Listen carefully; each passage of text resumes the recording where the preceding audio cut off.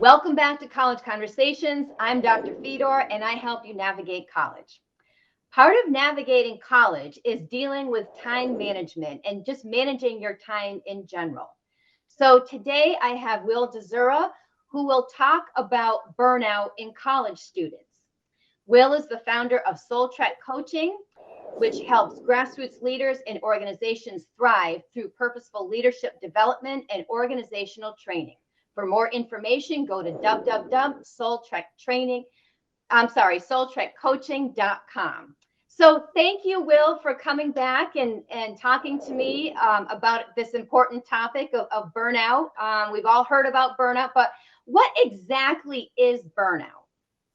Well, thank you, Janice, and I'm excited to be here to talk about burnout. When I was a college student, and certainly in generations past, this hasn't been a big topic, and so students today are fortunate that we get to learn about this idea of burnout. And so, yeah, burnout is a state of emotional, physical, and mental exhaustion caused by excessive and prolonged stress. In the last video that we did together, Janice, and you can probably click over to view that. We talked about the importance when we're managing time to take care of our needs and to manage our demands. And there was a visual that I shared in that video.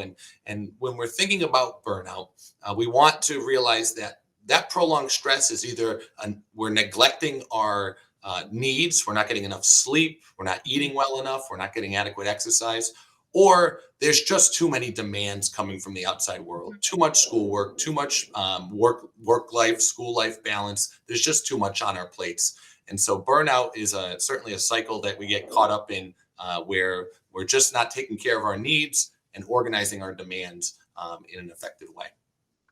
And thank you for that explanation. And there's so much now in the media about taking care of your mental health, and just all these new terms and everything that we didn't have 10 years ago, and now we do. And people are more open to talking about taking care of themselves, in that way, taking care of their mental health and so forth. So what are some signs of burnout in college students? Like what would burnout in college students look like?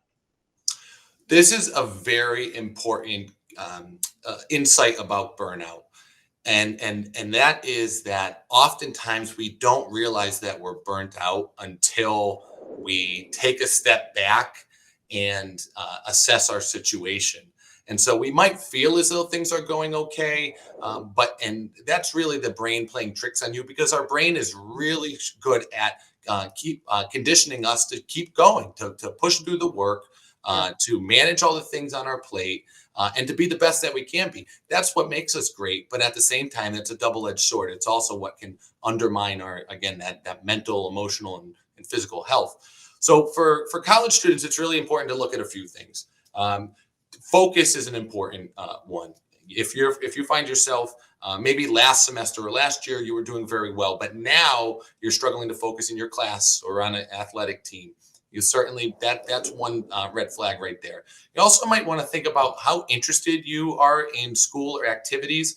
With folks experiencing burnout, especially students, we will see an interest level decline. So if you loved being on the basketball team last year, and this year you just aren't as connected with the experience, you just aren't as passionate, that might be a sign that there's a little bit of burnout going on there.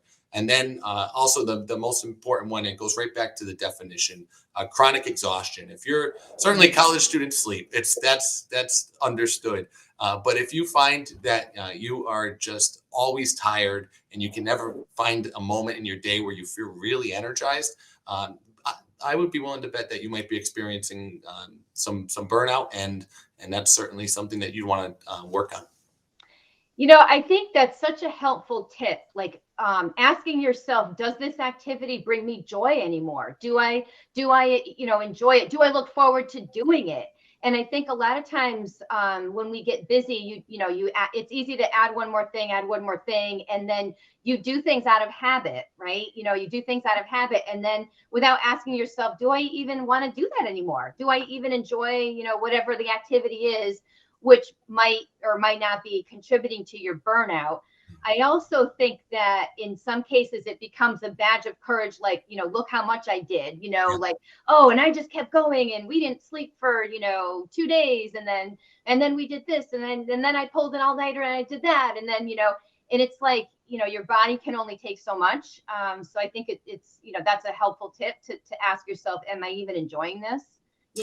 Or I'm just trying to show off, like, how much can I do? You know? It's so important what you're sharing about the college culture in many ways reinforces behavior that can Yeah. contribute to burnout. Think about finals week. It's Yeah. all about all-nighters and cramming. Yeah. And that experience, again, it's a double-edged sword. It's good. Those finals week experiences make you a stronger thinker and make you better at managing stress. From a prolonged sort of mentality of keeping Yeah. up that type of behavior, that is going to contribute to burnout in the long run. So if you are in a really intense period of work at school, know that you probably should schedule some time after that to decompress, disconnect, and just give your body and mind the time it needs to get back into balance. Unfortunately, the students have the final schedule ahead of time. So they know, like, oh, okay, that week is finals. And then they might want to, not schedule something very stressful the week following finals or something, give themselves some time to, like you said, decompress and kind of recover. If a student thinks that they may be experiencing burnout based on, what you said and everything, how would they best address it? Like, what would be, how should they go about addressing that? I'd like to leave the students with a quick and easy way to assess the activities that they're doing in their life that may or may not be contributing to burnout. And we call this a wellness assessment scale. And what this tool is, it's a very simple measure. We use them all the time, probably without even realizing it. When we ask, to measure something between a scale of 1 to 10, with 10 being really important and 1 being not important at all. So for college students, when you have a moment, take a step back and you want to think about all of the things that you're signed up for. You're signed up Mhm. for your classes.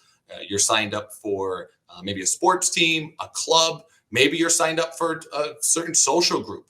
And you want to take some time to ask yourself this question.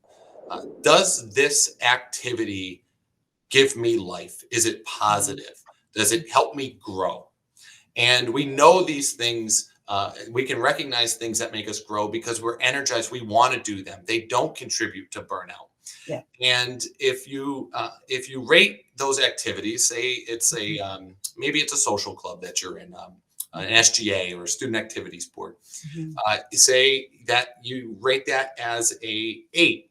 Well, anything above a 7 really is something that it's good. It's contributing to your well-being and to your growth. Mhm. Wonderful. But if you have a 7 and definitely a 6 and below, you'll want to take a step back and ask yourself, because remember, college is about developing your voice and Yeah. understanding that we have to make our decisions, and sometimes that means saying no to things. And Mm. if you have yourself, you're filling your time with a lot of 6s and below, then Mhm. you might want to cut some of those off. And those will certainly, when you remove that, and think about it like a weight on the back of your shoulders. Yeah. If you're carrying a backpack full of rocks and you can take a rock out, it's going to create a lighter load for you. And that's exactly what happens when we manage our time that way. Some things you can't say no to. You Yeah. have to go to class. Yeah. Many have to work, oftentimes full time, but that Mhm. just reinforces the need to be critical of those other activities even more.